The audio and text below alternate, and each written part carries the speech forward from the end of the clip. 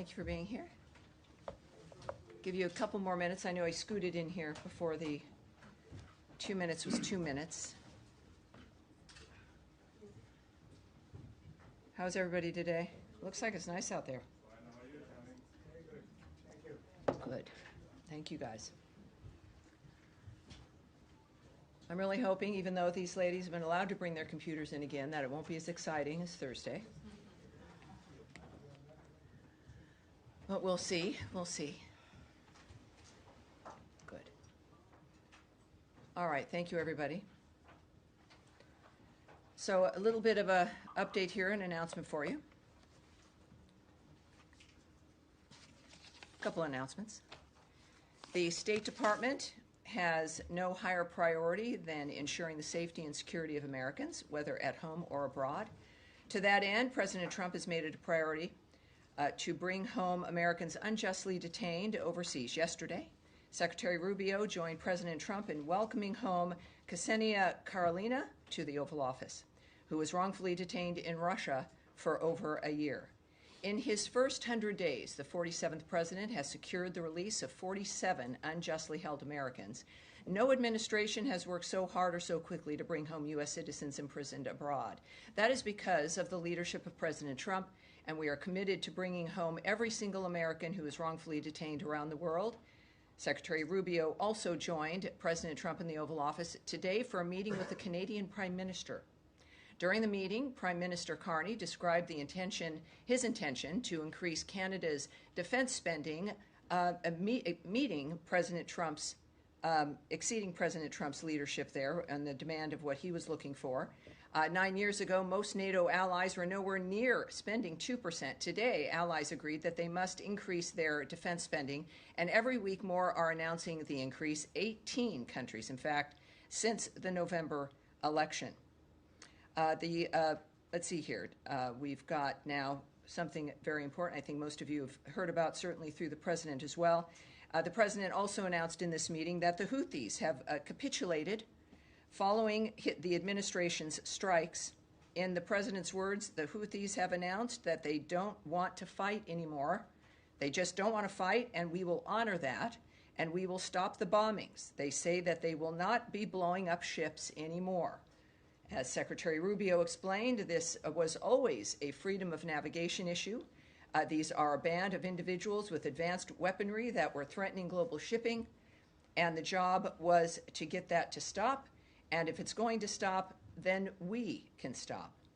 There is also something now retweeted by Ambassador Witkoff's X account, I believe, noting that following recent discussions and contacts conducted by the Sultanate of Oman with the United States and the relevant authorities in Sana'a, in the Republic of Yemen, with the aim of de-escalation, efforts have resulted in a ceasefire agreement between the two sides. So that's always a good thing. Now, in another important announcement, Secretary Rubio has decided to merge the responsibilities of the Office of the Palestinian Affairs Office fully into other sections of the United States Embassy in Jerusalem. This decision will restore the first Trump term framework of a unified U.S. diplomatic mission in Israel's capital that reports to the U.S. ambassador to Israel. Ambassador Huckabee will take the steps necessary to implement the merger over the coming weeks. The United States remains committed to its historic relationship with Israel, bolstering Israel's security and securing peace to create a better life for the entire region. And now I will take your questions. Daphne. Thank you. On the ceasefire deal with the Houthis, could you give a sense of how the State Department was involved in this? What did U.S. engagement with Oman and the Houthis look like on this? Well, we've got some details. Again, I've noted to you what the Omanis have messaged, again, retweeted by Ambassador Witkoff.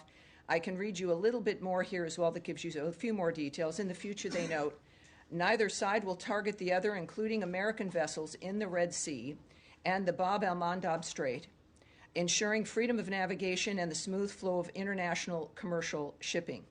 The Sultanate of Oman expresses its gratitude to both parties and their lead to further progress on many regional issues toward achieving justice. So at that point, though, there's more that obviously you want to hear about, obviously some of the details, and I would expect I'll have more for that on that for you probably on Thursday's briefing. We'll look for it there. Andrea. Thank you. Can I follow up on that, please? Sure, of course. Does this ceasefire also extend to the Houthis not attacking Israel and Israel not attacking the Houthis as they have just today in retaliation for the attack by the Houthis against the area near Ben Gurion just a few days ago? Well, and just looking at the president's remarks, looking at this particular message from the Omanis, this is about the Red Sea, the attacking of ships, and the nature of the action that the United States had taken, making it very clear at the time that this was not going to be a pinprick operation, that we were going to continue this operation until the Houthis stopped attacking shipping in that framework. That is what I've seen here, and that's all I can remark on. And Ambassador Witkoff said last night at the Israeli Independence Day celebration that very, very shortly there would be announcements on expansion of the Abraham Accords. The president also today said that there would be a big announcement next week that was very positive, but that he was just, my word, sort of teasing about it. But I think it'd be a classic, talking about something before it lands without, giving too many details. That is certainly, of course, my situation here as well. But when the president says there's going to be a big announcement, I would take him seriously. And he would, of course, I think, put it that way in the fact that it's very good news for people. And what about Ambassador Witkoff saying very, very shortly there would be an expansion of the Abraham Accords? Well, I will wait for the Secretary when it comes to the details of what's going to be described and announced in that regard. Of course, we know of the importance of the Abraham Accords, starting with the success in the first Trump term and what that meant for the region, something that no one ever thought would occur. Once again, Trump has a tendency to accomplish those kinds of things that make a huge difference for a long time. So I have nothing to report for you right now, but clearly it appears as though I will later on in the week. Nadia. Thank you. I want to follow up on Yemen. Despite the statement by the President and the Secretary on the ceasefire, and also the Omani Foreign Minister just confirmed it, the other side, which is the Houthis themselves, denied it. They're saying that we are not going to stop attacking the ships. So how do you explain that? Are they not? Well, they're a terrorist group, so, Or the for public consumption? I use, for my basis of who to listen to and who to take seriously, of course, is the President of the United States, Ambassador Witkoff, the Secretary of State, Marco Rubio. I think that, as what we've said, of course, also when it comes to other situations, is that we look to actions, not words. And clearly there's been development here that the President shared, and I think his words are the words that one needs to rely on. And the attack on the port of Sana'a, as you know, Sana'a now is completely out of service. 20 million people are affected as a result. Was this attack coordinated with the United States, or do you think this is more like a collective punishment against civilians in Yemen as well, because they won't be able to use that port anymore? Well, I certainly, I would refer you to the DOD regarding any questions about American action, certainly with the operations that we'd had against the Houthis and the shipping issue. But I can't speak to any action, of course, that Israel may have taken or the nature of any of that. But in regard to the rest of this, President Trump categorized this as some very good news. That the Houthis announced, again, they don't want to fight anymore, and that we will honor that and stop the bombing. He said they have capitulated, and again, we had a very specific framework there, but again, I'd refer you to the DOD in regard to that. Matt Lee, interested in the subject line? Sure. I still just don't really understand what, I mean, if the Houthis have only agreed to stop attacking American vessels, and you guys have only agreed to stop attacking Houthi targets, that does not really fall into line with what Secretary Rubio has said, which is attacks on all international shipping in the Red Sea. Well, it was that venue, it was that arena regarding the Red Sea and the shipping within that framework. I understand that, but if this is a deal that's just the U.S. and the Houthis and no one else is included, and the Houthis are still going after French ships or German ships or Israeli ships or whoever, I'm not quite sure how this is anything other than you guys just saying, okay, we won, we're leaving, but terrorism and I don't recall those lines being used. What I can say is that Secretary Rubio said this was always a freedom of navigation issue. And, of course, our approach was the fact that they had struck ships hundreds of times, including our ships, in that area. And this is one of the cases where we, again, a very transparent administration, a president who is speaking and will speak on what's happening, what he's planning, what we hope for, what he has heard. And I would take him at his word in that regard. Of course, Secretary Rubio was in the Oval Office at this point. I would encourage all of us, and I'm looking forward to it too, to getting more details and the nature of how it manifested. That always, of course, interests us. We have a sense here with what Ambassador Witkoff tweeted, that Oman, of course, was involved, and that there's an understanding that this is moving forward. So we will no doubt have more information, and I think we'll have our answers when we do. And then yes, ma'am. Wait, yeah, hold on, Tammy. When this moves away from the Middle East, can you just remember I asked you if there was a reaction to the German chancellor election? So when we get to Europe, or whatever, can you? Matt. Thank you. Thanks. Jillian. Off topic, if I may, because I've got to. Of course, leave I in understand. a moment. Sure. Question on China.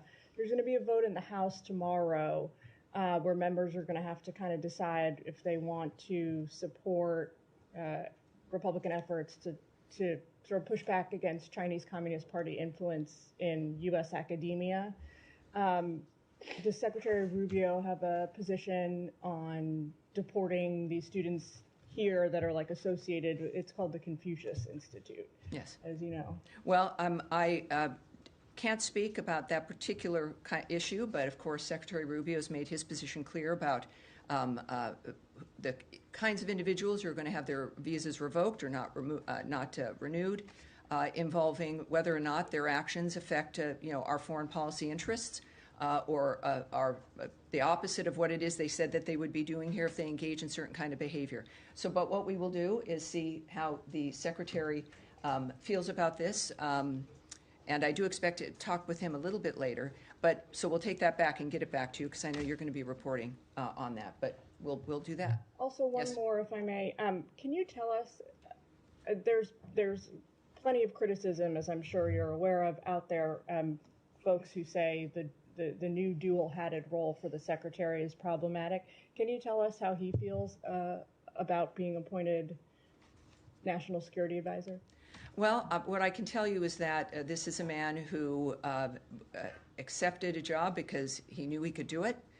He is here. He's had tremendous success as Secretary of State.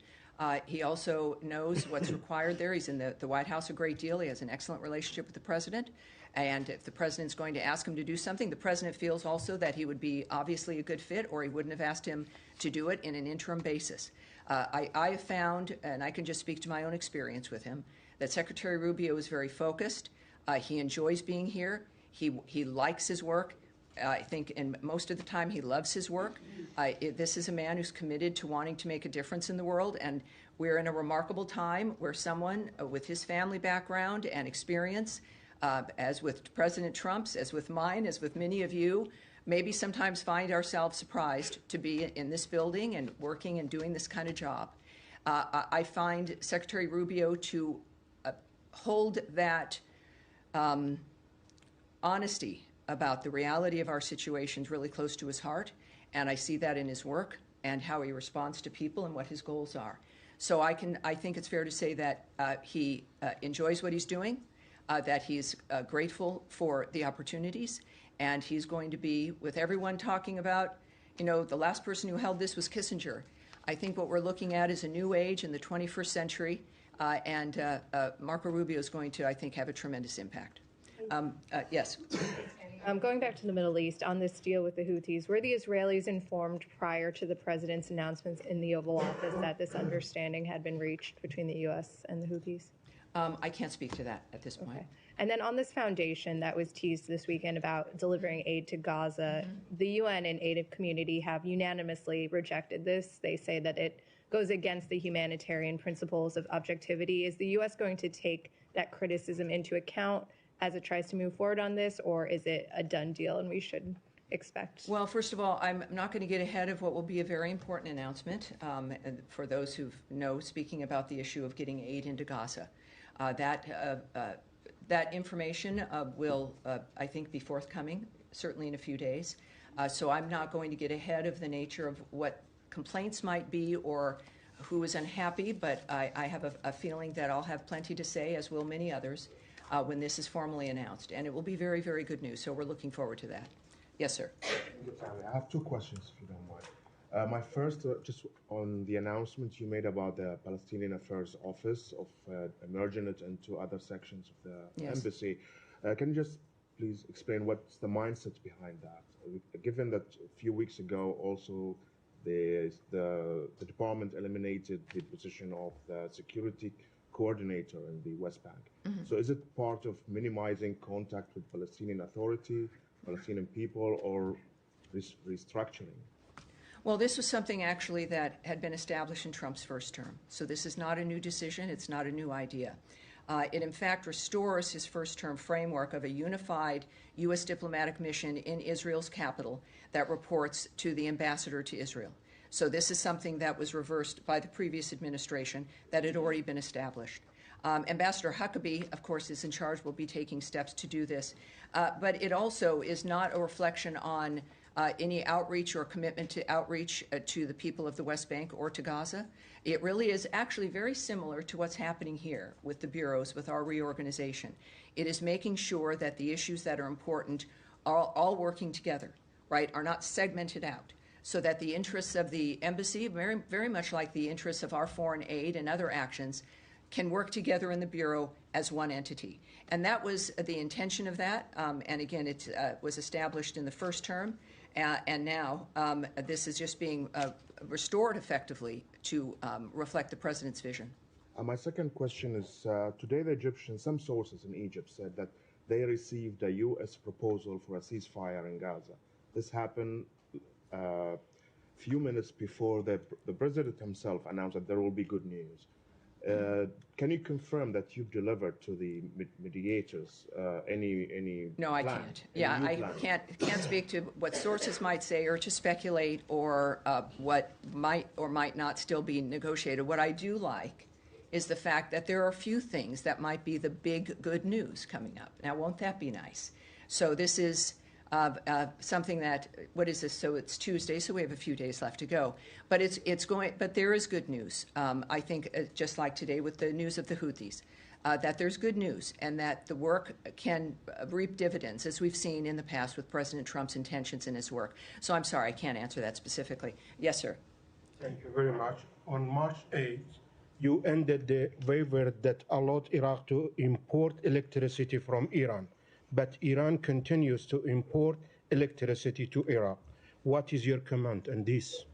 Well, as part of the maximum pressure campaign, the waiver for, you're right, for Iraq to import Iranian electricity was not renewed last month, March of 2025. The government of Iraq is taking steps to secure alternate sources of electricity, including through expanding gas capture and increasing imports from other neighboring countries. Some of these efforts are directly benefiting U.S. companies, including the recent signing of memorandums of understanding with UGT Renewables and GE Vernova. And of course, we continue to support all of efforts, all of the Iraqis' efforts to end their energy reliance on Iran. All right, yes, sir. Yes, hi, thanks, Tammy. U.S. Special Envoy for Africa, Massad Boulos, said yesterday on X that the DRC and Rwanda had submitted draft proposals ahead of a peace plan. And parallel to that, the Rwanda's foreign minister today actually told AFP that they had agreed and set out on a calendar and that there would be a meeting of the foreign ministers end of May or mid-May in Washington, and then a final, hopefully, peace agreement in June in Washington. Can you confirm any of those? Well, calendar? what I can confirm is this. Of course, the important historic meeting that Secretary Rubio established that happened on April 25th with the foreign ministers of the DRC and Rwanda occurred, of course, and at this meeting, both sides committed to reaching a resolution. This is a decades-old conflict, and they signed a declaration of principles. The date involved in that was May 2nd, which was a date for them to make additional outlines of what it was they were going to do to reach that principle and that goal of ending that conflict. So that was outlined in the Declaration of Principles. Both of them, in fact, by that date, submitted the inputs, their ideas for a draft peace agreement and a roadmap for peace. When we think about the remarkable establishment of this, some conflicts that are so old or not as looked at as much as others that are in the world, we are working on all of them. And this was a tremendous achievement. So both did meet that deadline. We welcome, of course, those details and recognize this is an important step toward fulfilling the commitments made in that Declaration of Principles. And we are going to build on the momentum and continue to work with African Union partners and both of the parties to get to an agreement that delivers a durable peace, economic prosperity, and stability in the region.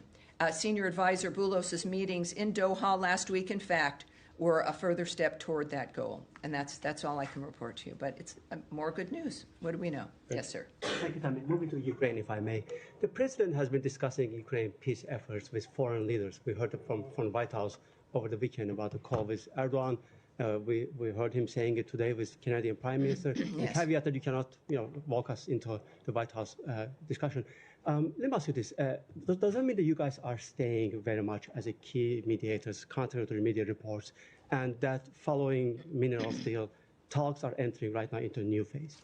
Well, first I can tell you, of course, there were some erroneous reports, fake reports about the nature of where we stand. I made a number of comments in the midst of those reports, debunking them. The fact is that Ukraine, of course, we've been its largest supporter. We remain its largest supporter. We remain within our posture of being mediators within this framework. But as I think I said to you last Tuesday, a week ago, was that we do recognize, and everyone has to, that both parties must come up with their proposals for an enduring peace, that we are looking for that progress. And that is because we have a time, in our minds, the president has noted that this can't go on forever, as has the secretary. And so the framework of if we were to withdraw as a mediator would come if we don't see progress from the parties. And we do. The president has made recent comments about his continuing optimism about what was possible. And of course, the secretary also has been traveling a great deal and continues to. But our commitment is not one that is fainting. It is not one that was brief. This is a commitment that, while styles might change on occasion or the nature of the strategies might change, but our commitment remains the same.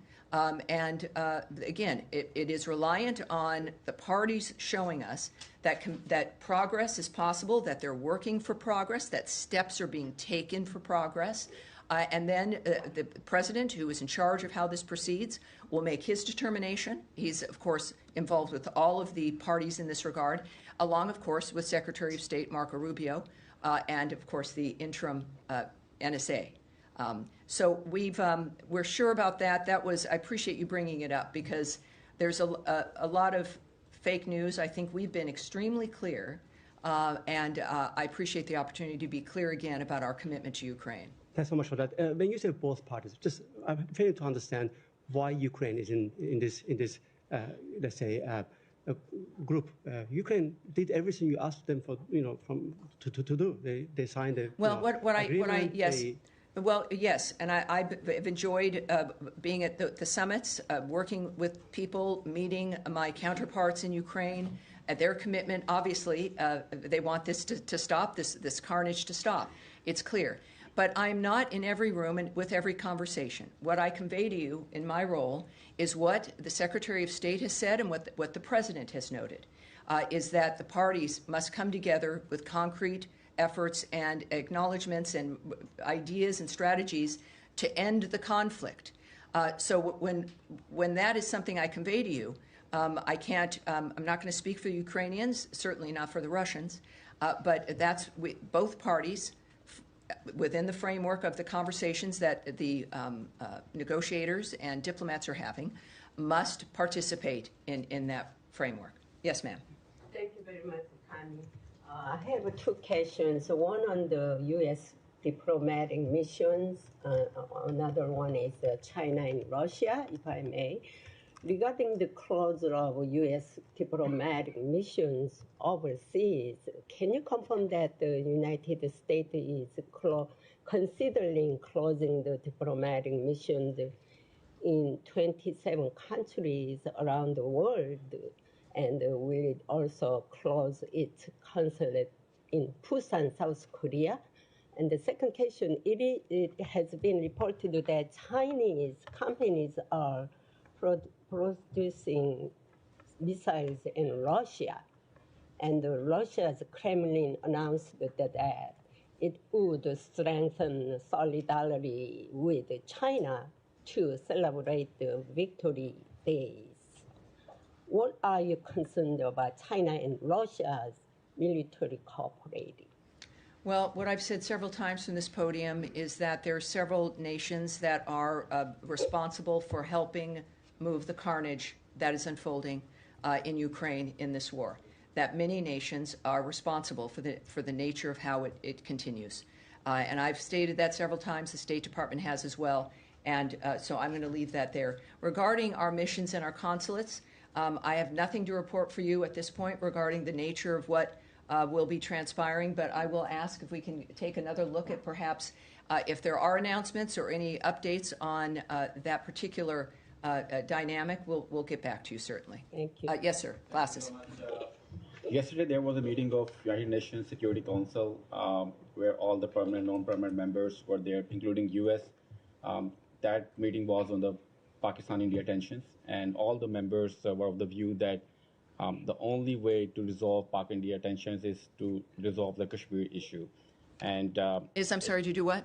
The Kashmir issue should be resolved. The Kashmir issue, yes, Kashmir of course. should be resolved through UN Security Council resolutions, which were adopted and approved like many decades ago. U.S. also approved it. So just wondering if you want to say about something or any position.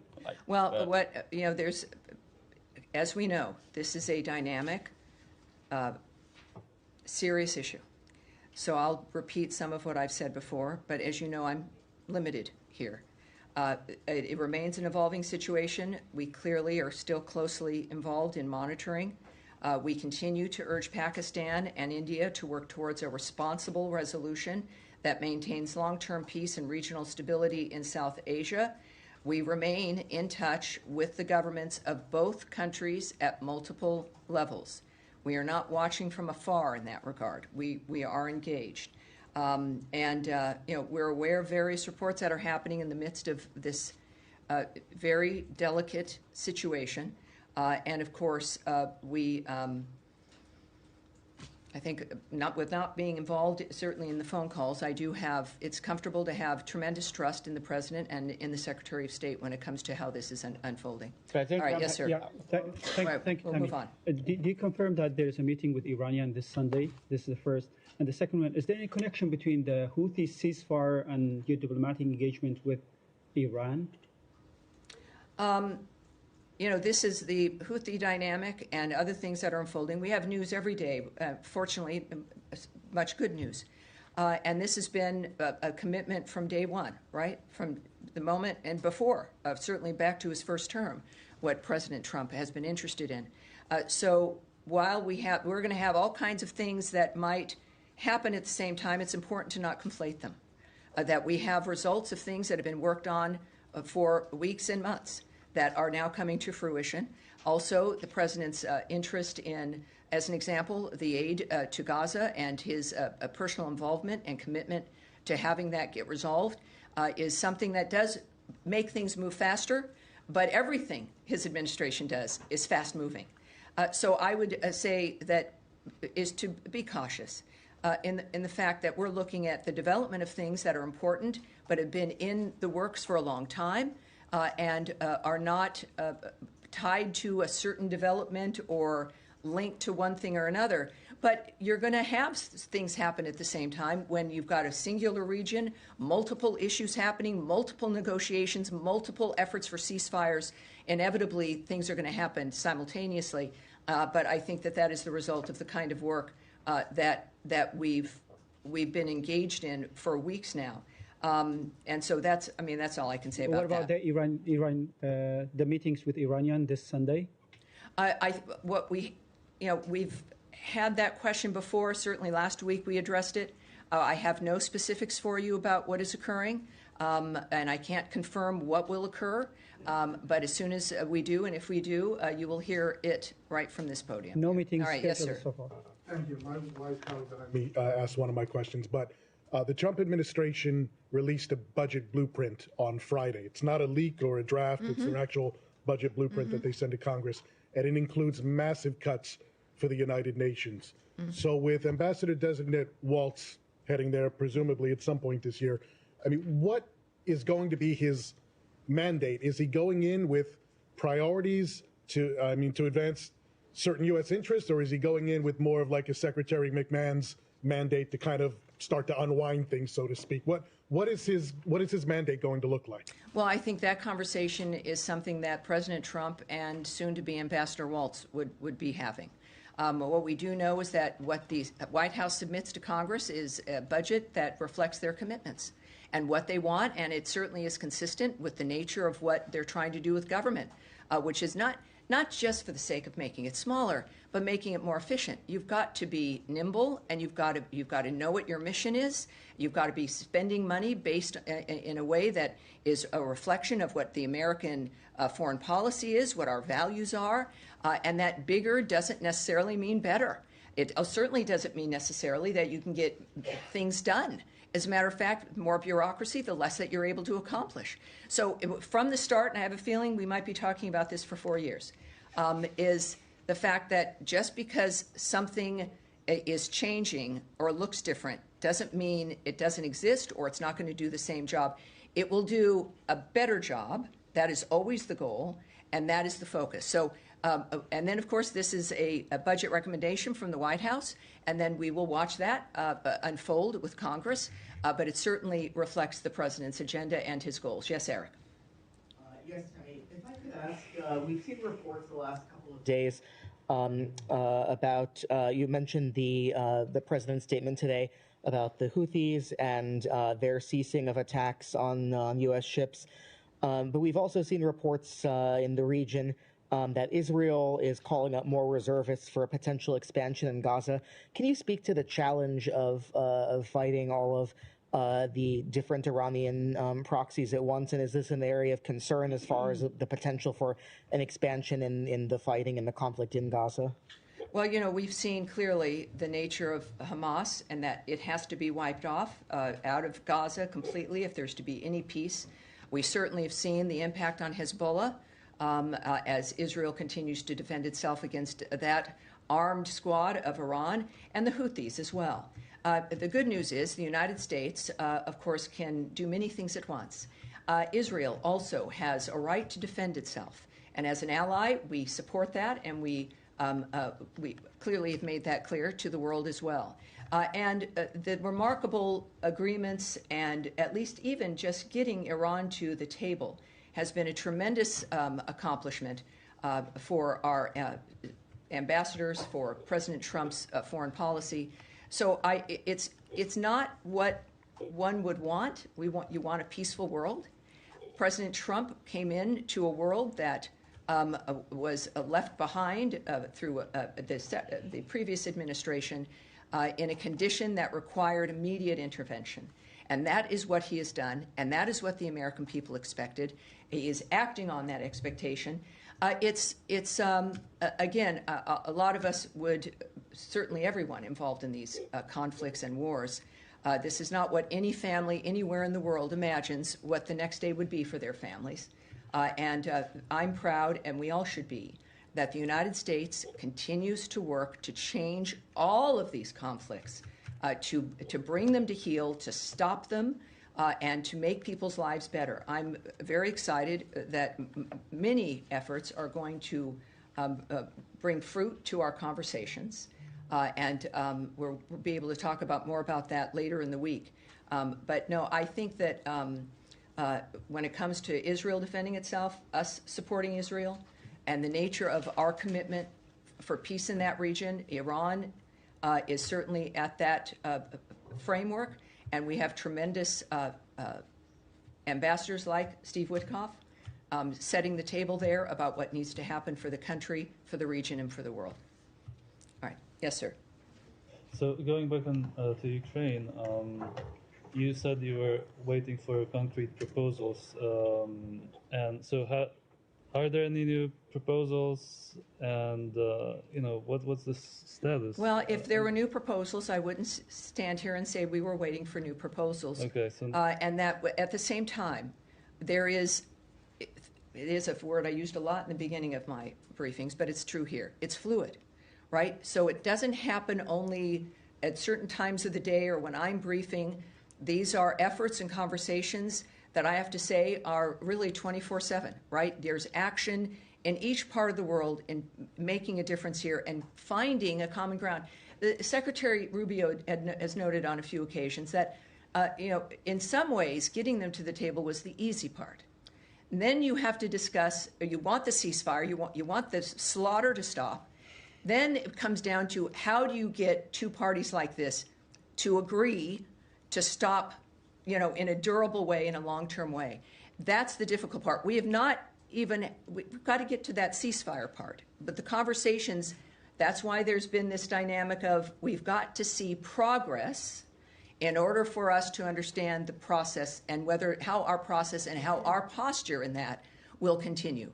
And that becomes the question. So let me ask you a more broad question. You ask me in a different way. No. All right, give it a shot. With regards to the negotiation, but also broader, do you still support the principle of territorial integrity and not changing? That's a much easier, much different question. By force. Obviously, I'm not. Now, if we were at a seminar somewhere at my alma mater at USC, I would love to have that conversation with you, but I won't here today. Matt, so you wanted me to follow up on the German elections? Is that right? No. The election of the chancellor. Yeah. If you have something. Yes. So we congratulate Friedrich Merz on his election as chancellor in Germany. We will continue to work with Germany and its next government to ensure the security of the United States and Europe. Okay. So there you go. Congratulations to the new chancellor. Wait, hold on. Matt, that's it for today. Thank you, everyone. Have a great day. Thank you. Thank you, everyone.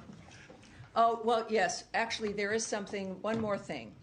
And thank you for this as we move on from congratulating people. There is two individuals that I think this is an important thing and that I wanted to make note of, and certainly the people that I work with wanted to make note of. So before we conclude officially, I want to take a moment to honor the lives and legacies of two towering figures in American diplomacy, Ambassador Ruth Davis and Ambassador Lino Guterres, both of whom we sadly lost in recent days. Ambassador Davis was a trailblazer whose distinguished service as a director of the Foreign Service Institute and the Director General of the Foreign Service shaped generations of diplomats. Ambassador Guterres served our nation with great distinction as U.S. Ambassador to both Argentina and Nicaragua. A steadfast champion of diplomacy, his commitment to service inspired many. We remember them not only for their contributions to our country, but for the grace, wisdom, and integrity they brought to the craft of diplomacy. Their absence leaves a profound void, and their legacies endure. May their memories continue to inspire us all. Again, Ambassador Ruth Davis and Ambassador Lino Guterres. That's how we'll end today. Thank you, everyone. Have a great day. Thank you for mentioning them. Tammy? Yes, can someone come up and get this iPad for me, please?